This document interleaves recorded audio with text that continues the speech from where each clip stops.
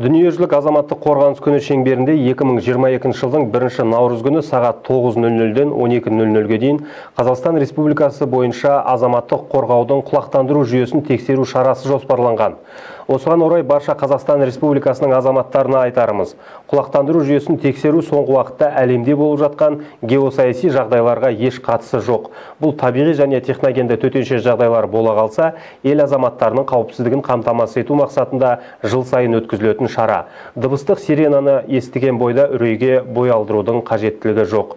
Баршаның назарына дыбыстық сигналы бұл қауіп төнген немесе төтенше жағдай туындаған кезде барлық шұғыл хабарламаларды берудің алдында халықтың назарын аудару үшін дыбысталатын ескерту.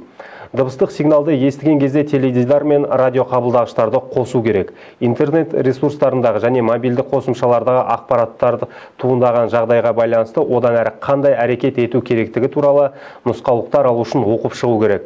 Сонымен қатар қауіпті өндірістік объектілер мен гидротехникалық құрылыстардағы жергілікті құлақтандыру жүйесінің жарамдылығы да тексерілетін болады.